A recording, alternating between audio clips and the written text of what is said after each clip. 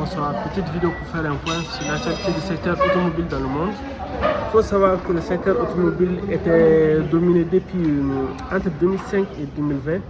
On avait les voitures premium, c'était l'Allemagne globalement, avec des marques phares comme l'entreprise Volkswagen Group, qui appartient à Volkswagen, et diverses marques comme Porsche, Lamborghini, si je ne me trompe pas.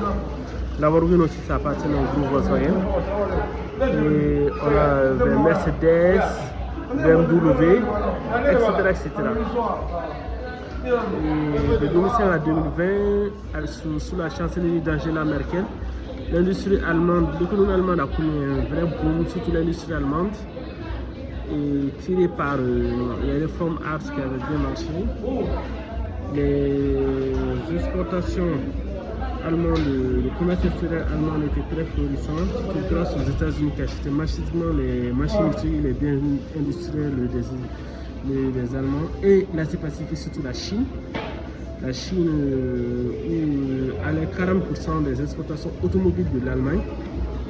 La Chine se développait très rapidement, achetait massivement les voitures allemandes avec l'émergence de la nouvelle classe moyenne et aisée chinoise.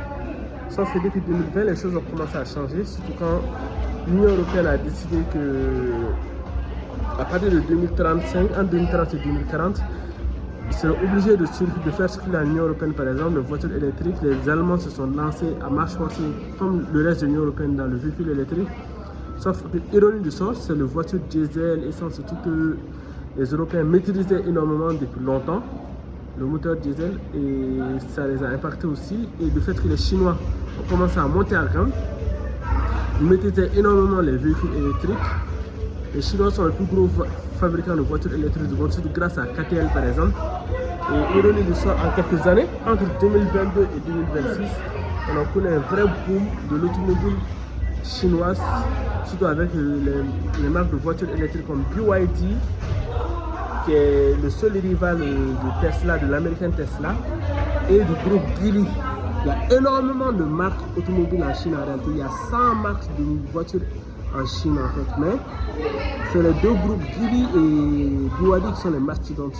D'autre part, on a le japonais Toyota et Honda et Nissan. Nissan se porte mal, surtout avec son alliance Mitsubishi Motors et Renault qui a capoté, surtout avec les devoirs et les histoires sur Carlsbad. Et du coup, au Japon, on a Toyota qui est toujours leader. Toyota partagé avec Volkswagen Group le titre de plus gros vendeur d'automobiles du monde, surtout entre 2014 et 2020. Et depuis lors, maintenant, par exemple en 2025, Toyota a vendu 11 millions de véhicules grâce au succès de ces différentes marques comme la RAV4, qui est la marque le modèle de voiture, toute marque confondue dans le monde, le plus vendu au monde en 2025, en 2025 et 2024. Le Toyota Corolla qui marche aussi, et voilà. Et les Lexus c'est en quelque sorte le modèle haut de gamme de Toyota, comme Infiniti c'était le modèle haut de gamme de Nissan. Les Lexus aussi connaissent un succès énorme. Et Daihatsu, je ne connais pas trop, mais je pense que sur certaines zones géographiques, peut-être au Japon, ça marche bien. Et quoi d'autre? Aujourd'hui, la marque de voiture la plus rentable du monde, c'est Toyota. Toyota est très rentable. Toyota fait aux alentours de 30 milliards de dollars de bénéfices annuels. Ils sont un peu impactés par les droits de douane de Donald Trump, parce que effectivement, les plus gros acheteurs de voitures au monde sont les Américains et les Chinois. Mais il y a eu des négociations, je pense qu'il y a encore des négociations. Et à l'exportation, le plus gros marché du groupe Toyota, c'est les États-Unis. Et ce qui a impacté aussi en même temps l'Allemagne, c'est non seulement il y a eu les droits de douane tarifaires aux États-Unis, d'autre part en Asie-Pacifique, surtout en Chine, les Chinois ont commencé à acheter leurs propres marques, à concurrencer les marques allemandes. Il y a eu aussi la marche forcée vers l'électrique.